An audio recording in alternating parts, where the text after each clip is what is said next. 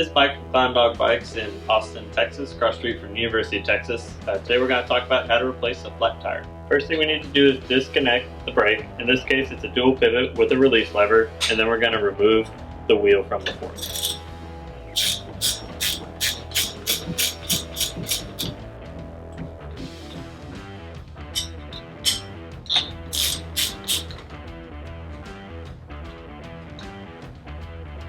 Now that the wheel is removed from the fork, we're going to want to take the tire off the rim.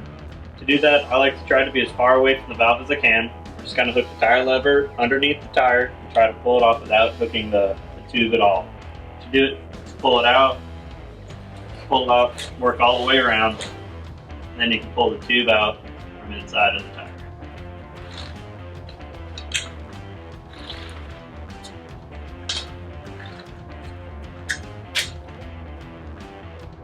Now that we've liberated the tube from the tire, we're going to inflate it, see if we can find a hole, and see if we can track down where our problem is.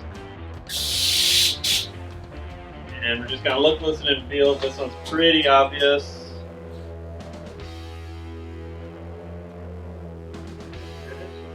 And we're going to be looking on the tire in the neighborhood of 3 o'clock from the valve hole. When you come to the bike shop, it's a good idea to know what size tire it is that you need a tube for.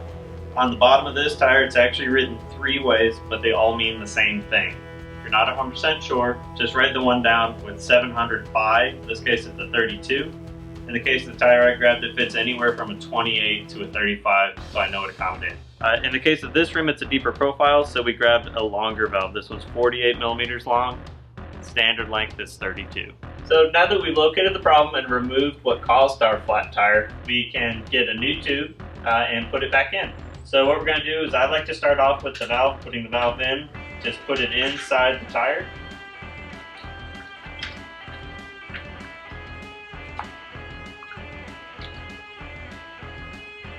And then I like to start seating the tire at the valve so I can finish as far away from it as possible.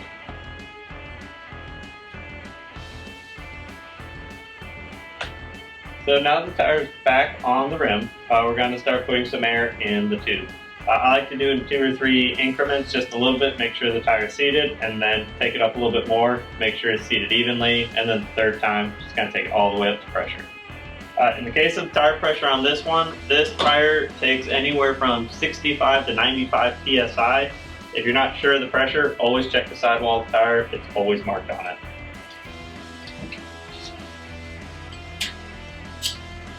And we're just checking to make sure everything's nice and even, no high spots, no low spots.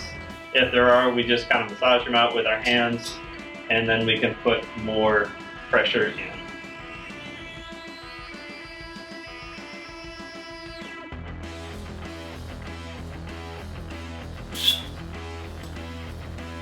As we've been messing with the tire, we want to make sure it's pointed correctly. A lot of tires have a rotation direction. It's usually marked on the side of the tire with the pressure.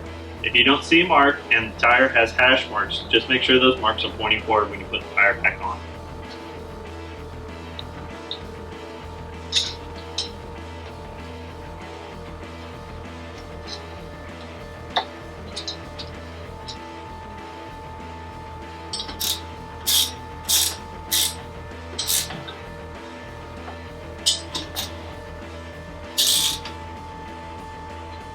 Then we're just going to reconnect the brake, and we're done.